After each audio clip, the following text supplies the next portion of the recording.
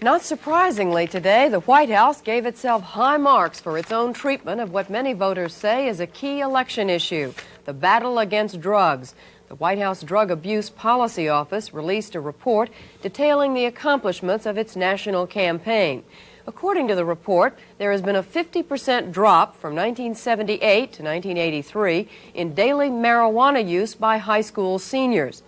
18% increase in the arrests of major drug traffickers, and a 90% increase in drug law convictions since 1981. The administration report also claims progress in curbing drug production in countries of origin, such as Colombia, Mexico, and Pakistan. Concern about drug abuse is widespread throughout the voting public. A Roper poll taken this summer found that 84% of those questioned thought the federal government should take major action against illegal drugs. Charlene Hunter-Gault has more on what impact the administration has had on this issue that is very much in the political arena. Charlene? Judy, one of the major steps the Reagan administration took in its war on drugs was to set up a series of task forces that combine the resources of several law enforcement agencies. Their main goal was to go after what they considered the source behind much of the drug trafficking, organized crime. The task force concept was first tried in 1982 in South Florida, where competition among rival drug traffickers was so intense that it had spilled into open warfare on the streets of Miami. Responding to pleas from the frightened citizens there, President Reagan set up the South Florida Drug Task Force, the largest and best equipped. Underscoring the importance he attached to it, he put Vice President George Bush in charge. On a recent visit to South Florida, we looked in on how the task force was faring through the experience of one of the agencies involved, the United States Customs Service. This is a coca field somewhere in the jungles of Peru. It is also a source of cocaine for United States markets, an industry estimated at some $30 billion. More than half of the cocaine is flown out of South America, with South Florida the most popular U.S. entry point. Stopping these illegal flights is the responsibility of the United States Customs Service. Bob Asak is Director of Customs Air Operations East. We average chasing a violator, smuggler, every 3 days. And catching? Catching these days is getting to be a bit of a problem. We've catching one every 5 to 6 days. Since it began operations in February 1982, the South Florida Drug Task Force has seized 47,000 pounds of cocaine, with the number of seizures increasing all the time.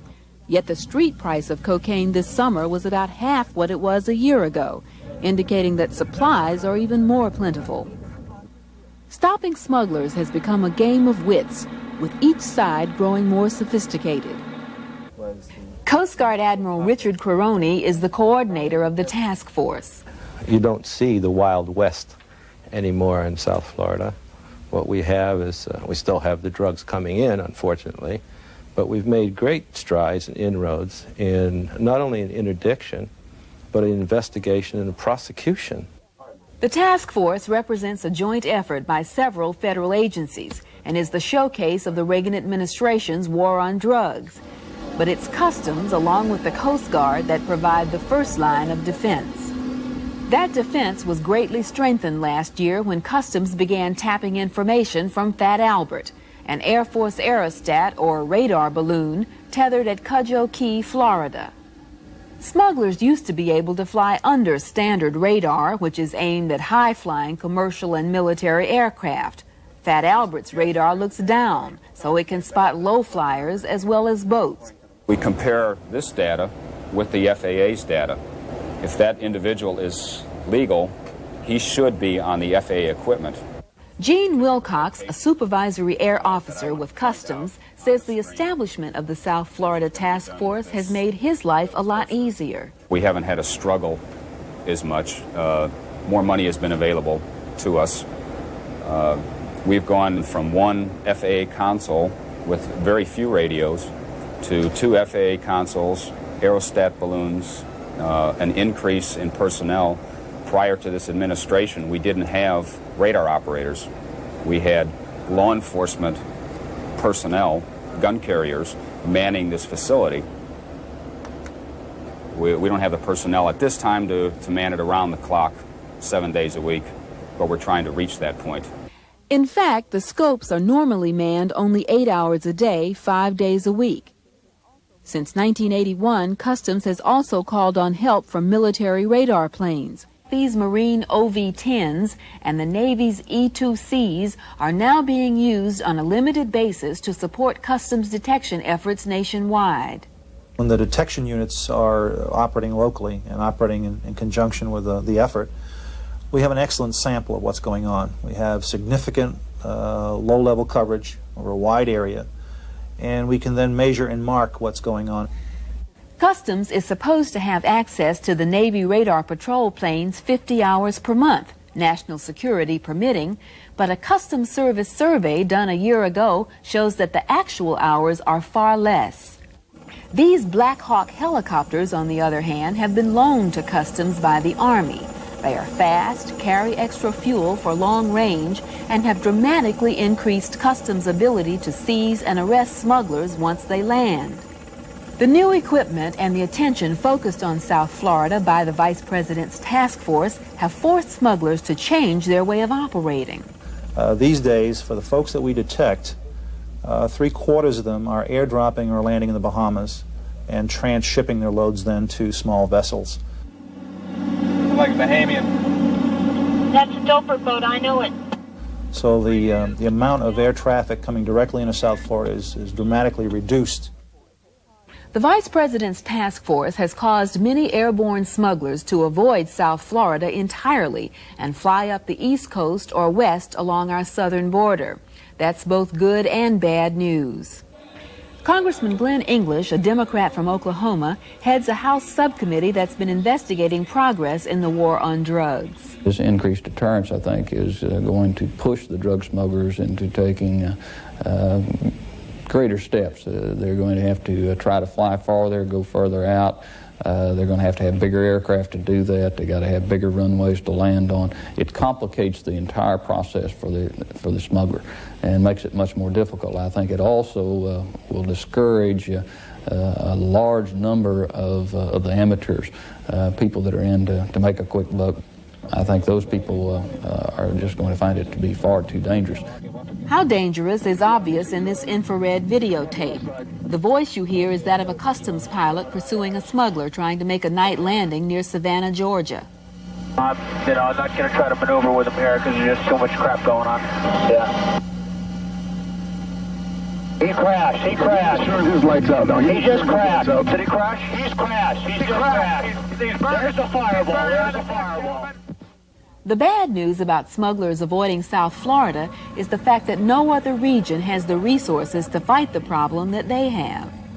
All across the entire southern border of the United States, there's virtually no detection capability for low-flying aircraft.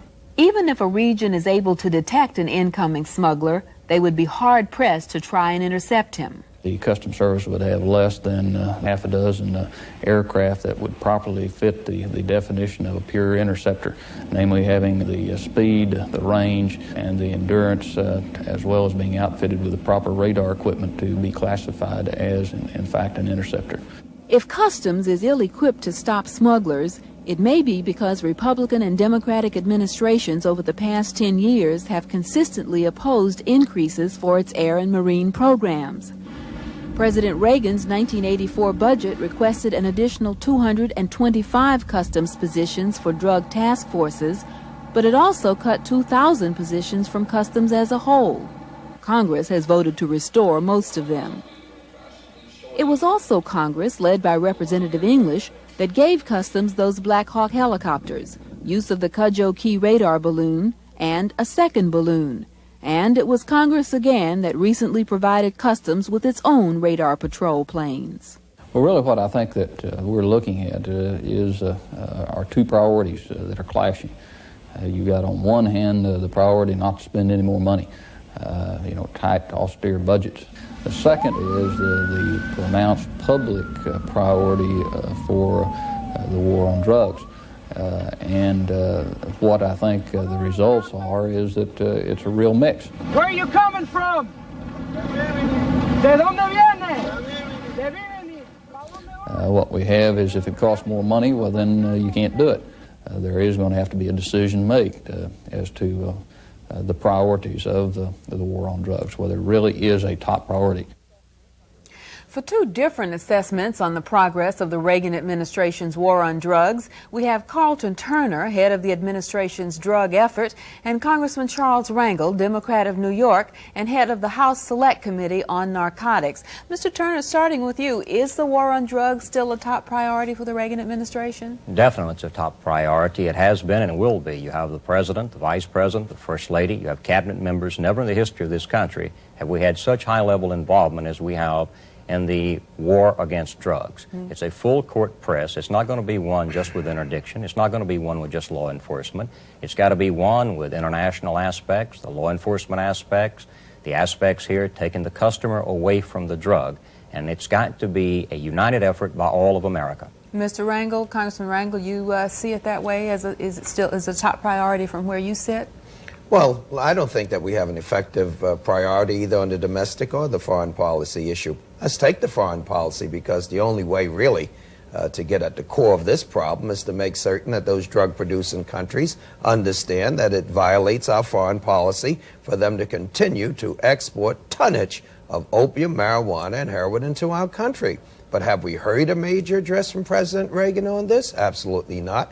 Have we ever heard from Ambassador Kirkpatrick in the United Nations? Absolutely not. And just on the eve of the election, we have this 1984 strategy report being released, and just a week ago, the very first maiden speech given by the Secretary of State was given in Miami to a group of Chamber of Commerce business people talking about the so-called war against drugs. So in other words, you're saying that it's not a top priority from your vantage point. If you haven't heard from Ambassador Kirkpatrick, it's not on our foreign policy. What about that, Mr. Turner? Well, I have to disagree with him. The Secretary of State gave a very strong foreign policy speech in Miami. It was not just the citizens. It was also to the citizens in the community that dealt with the Miami crime, had people from South America. It was a good mix. The Secretary of State was good. I think you've got to look at the record. We have an eradication program in Colombia. We have an eradication program in Peru. We have movement in Bolivia.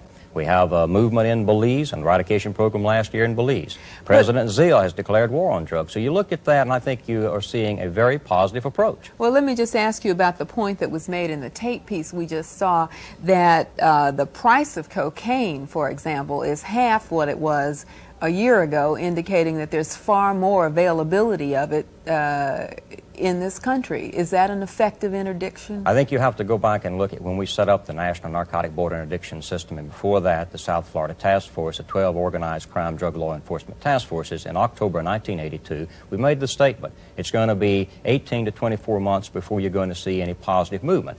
For years, there was a flood of drugs coming into our country, and as the report said, in 1981, we had one Coast Guard cutter, and yes, the 1983 data shows that. But we have seized this year, in Colombia alone, 14 tons of cocaine. We are beginning to see the price of cocaine go up in Colombia. We're beginning to see it go up in Miami. But the bottom line in Miami is crime is down 22%. And I think we're making progress. It's not something going to be won overnight. It didn't start overnight. That makes sense, doesn't it, Congressman? Let me tell you one thing, that Dr. Carlton Turner is one of our most dedicated public servants, and we do have a couple of good ambassadors, one in Bolivia and one in Colombia, and they're doing a yeoman's job. The truth of the matter is that we got more opium, more heroin, that is, more cocaine and more marijuana coming into the United States than ever before in the history of the Republic. And no matter how much they increase the seizures, they're getting less than 10% of what is invading and attacking the United States of America. If we truly let go our resources, we could get rid of this stuff at the very source of the countries that we're given economic and military assistance. But the striped pants diplomatic set don't believe that this is something to bring up to friendly countries. We can't even control the marijuana that's coming in from the little island country of Jamaica, and they're the recipient of our Caribbean Basin Initiative. Mr. Turner? Well, the congressman always has good points, and he's a good friend of mine, and we work together on this, but I think we also have to look at what we're really dealing with here. We're dealing with, if you did away with all the cannabis plants in the world tomorrow night. That means marijuana. Yeah, if you did away with all the coca bushes, if you did away with all the opium, you would not solve the drug problem in the United States. You would have a diversion. And I think we must look at something else. If we assume that the only production in the world is destined from the United States, then we would throw our hands up. That's not our approach. We know that with efforts in Colombia, other places, they now realize they have a drug problem. Bolivia realizes it has a drug problem. Australia, Europe. We'll have to get all of those people working together toward a united front to reduce drug abuse. All right, what about the other point made in the tape piece about the number of jobs that had been cut from customs, some 2,000 jobs, the point that the customs agent made that they're catching, few of the, one in every 5 days or something like that. How effective can you fight a war like this when you're attacking, in a sense, your frontline agencies with budget cuts? I think you have to look at customs as a multi-purpose budget, and you can change resources. Customs has better resources in their effort for drug enforcement now than they've ever had. The Coast Guard has better resources than they've ever had. We have better intelligence now from South America, from other places. It is a combination of all those factors. We have our EPIC, our intelligence center in El Paso has been strengthened. We have strengthened our efforts. This catching one in every 5 days to me is fantastic. Before, you just went out there and you found them anywhere you looked for them. At least we're making it more difficult for them. And excuse me, let me just ask Congressman Rangel, is that fantastic from your perspective? If you ask, why don't you ask the police chiefs, the mayors, the wardens, the judges in Chicago, in New York, in Philadelphia, in Los Angeles. The war against narcotics is being fought by our dedicated policemen without proper arms and not getting one nickel of federal assistance as they go against these international drug traffickers that are dealing with budgets from $90 to $100 billion businesses. Mr. Turner? Well, look at New York. Over 11% of our whole DEA spread out worldwide is in New York. We have organized crime drug law enforcement task forces, which have locals. We have the local task forces. It is not the role of the federal government with the DEA and the FBI, which incidentally has concurrent jurisdiction now, to do everything at the local level. We've got to take the matrix. We've got to have the local level doing what is a local priority. And I'm glad that the judges are concerned. That means we're making more arrests. We didn't even concern ourselves with cocaine and marijuana in 1981. I'm saying not one federal buck goes in to help our police, goes in to help our court systems, go in really even to provide for an educational program to prevent this disease from spreading among our kids. The difference, I think, that we have in this so-called war is the perspective that this is a local problem and should be resolved by local people. And, with local funds being used. Exactly. Truth is that 85% of the marijuana comes into the United States illegally, and 100% of the cocaine, 100% of the heroin, and yet we have waiting lines for people to get rehabilitation in our cities. Let me just ask you this question. How much of an issue, a political issue, do you think this is, Mr. Rangel? Are your constituents and those around the country concerned about this? It is, and it shouldn't be a political issue. Our committee has Republicans and Democrats, liberal and conservatives. Dr. Turner can tell you when we go around the country and deal with these heads of states, we don't do it as Democrats and Republicans. We do it as Americans. All right, but let me ask you, as one of the co-chairmen of Mr. Mondale's campaign for the presidency, what is he saying? Has he made drugs a top priority, and what is he saying that's different from what the president is doing? I didn't come on the program to talk about the differences between Ronald Reagan's lack of a program and what Fritz Mondale would do, because the lack of the State Department... But let me just ask you, is it a priority with Mr. Mondale? Mr. Mondale believes that drug trafficking is an international problem of national priority, and that he doesn't believe that we should ignore the citizens that are being mugged, that's being robbed, by not giving assistance to our local law enforcement officers, that we should have federal programs to educate our kids to prevent the spread of drugs, and most importantly, that we should give support to the frontline fighters, that is the local police, so that they could be effective in this fight. Mr. Turner, that suggests that Mr. Rangel doesn't feel that the president is really doing that. Let's look at the rehabilitation. We have to look at it very briefly. $1.6 billion out there, 7% increase over 1983. Not federal dollars, but other dollars. And not earmarked. Let's look at the education prevention aspect. We have chosen a different approach than in the past. I don't want the federal government educating my young people in school about drugs, because we did a miserable job of it. But those people out there that communicate to young people have done an excellent job. In one brief word, you think the war is being won? Yes or no? In every measurable, objective point, yes. Mr. Rangel, in 1 or 2 brief words. There's no question that we're losing the war because we don't have a domestic and foreign policy commitment. Well, I think on that note of unanimity, we'll thank you for being with us, Congressman Rangel and Mr. Turner, and we'll see you maybe this time next year. Robin?